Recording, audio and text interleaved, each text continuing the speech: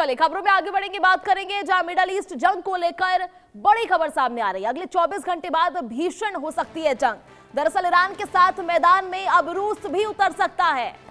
इस्लामाबाद से मॉस्को पहुंचे Abbas Araghchi, America युद्ध के बाद पुतिन से ये पहली मुलाकात भी की जाएगी। मिडल ईस्ट में हर पल टेंशन बढ़ती जा रही है। ना तो ईरान पीछे हटने को तैयार है और ना ही अमेरिका पीछे हटने को तैयार है। ऐसे में एटमी कार्यक्रम और हॉर्मुज को लेकर भी शांति वार्ता नहीं हो रही है। लेकिन ईरान के विदेश मंत्री अब्बास अरागची अमेरिका के साथ शांति वार्ता नहीं हो पाने और दोबारा दोनों देशों में युद्ध छिड़ने की आशंकाओं के बीच इस्लामाबाद से सीधे रूस पहुंच गए हैं। यहां वो रूस के राष्ट्रपति पुतिन को सभी ताजा हालाती जानकारी देंगे।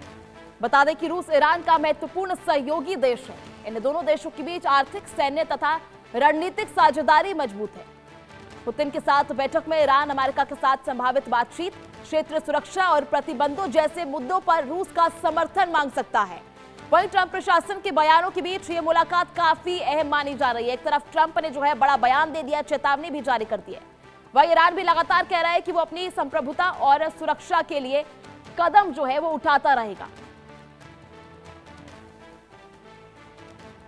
चलिए इसी पर ज्यादा जानकारी के लिए हमारे सहयोगी आदित्य वदावन हमारे साथ लगातार मौजूद हैं। आदित्य, क्या कुछ लग रहा है अब रूस के साथ जो है रूसी राष्ट्रपति के साथ अब बातचीत की जाएगी, अब किस तरह से हालात जो है बदलते हुए दिखाई देंगे?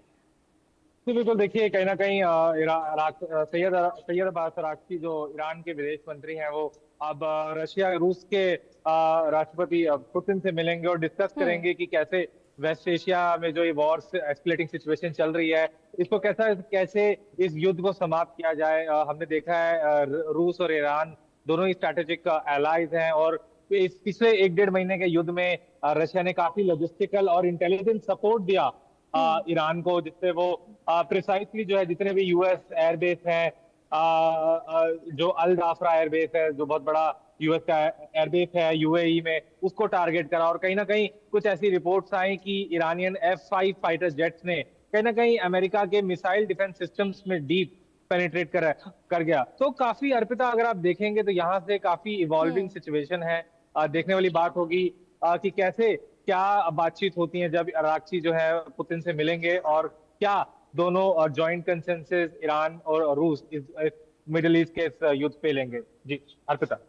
देखिए लगातार इस्लामाबाद में भी जो है इसको लेकर वार्ता करने की कोशिश होती रही है अमेरिका और ईरान के बीच, पर ईरान ने तो साफ इनकार कर दिया था। उसके बाद जब समझौते को तैयार ही नहीं है, किसी एक मुद्दे पर जो है बातचीत बन नहीं रही, तो कैसे जो है समझौता आगे आने वाले समय में संभव हो सकता है? आदित्य जी बिल्कुल, देखिए कहीं ना कहीं समझौता देखिए अगर दोनों तरफ से होगा, क्योंकि ईरान ने भी अपनी शर्तें बिल्कुल कड़ी कर रखी हैं और अमेरिका भी कह रहा है कि ईरान को जो है अपना न्यूक्लियर इनरिचमेंट जितना भी उनका जो इनरिचमेंट स्टॉक पाइल है उसको देना पड़ेगा और कहीं ना कहीं स्ट्रेट ऑफ हॉर्मुज को दोबारा से खोलना पड़ेगा। अभी हमने देखा बीते कुछ समय पहले ही ट्रंप और जो है जो ब्रिटिश के स्टामर प्रधानमंत्री हैं उनकी बातचीत हुई फोन कॉल पर। उन्होंने इम्पोर्टेंस ये दिखाई कि ये स्ट्रेट ऑफ हॉर्मुज खुलना बहुत जरूरी है।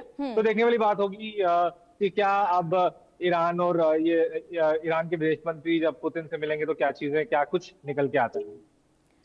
देखिए स्ट्रेट ऑफ हॉर्मुज को लेकर जो है अभी भी तनातनी बनी हुई है, साथ में जो है परमाणु गतिरोध जो है वो भी बना हुआ है। ऐसे में रूसी राष्ट्रपति का क्या कुछ भूमिका जो है अब रहने वाली है इस बैठक के बाद? जी बिल्कुल, काफी भूमिका रहने वाली है रूस के राष्ट्रपति पुतिन की। वो बोलते भी आए हैं कि वो बिल्कुल ईरान के साथ खड़े हैं और लेकिन देखने वाली बात होगी यहाँ पर कि क्या एक्चुअल में कुछ कंसेंसस निकल के आता है, नहीं, ये देखने वाली बात रहेगी। अर्पिता। चलिए ठीक है आदित्य, बहुत बहुत शुक्रिया आपका हमारे साथ जुड़ने के लिए, तमाम जानकारी साझा करने के लिए। इसी के साथ खबरों में आगे बढ़ेंगे, बात करेंगे जमशेदपुर की, जहां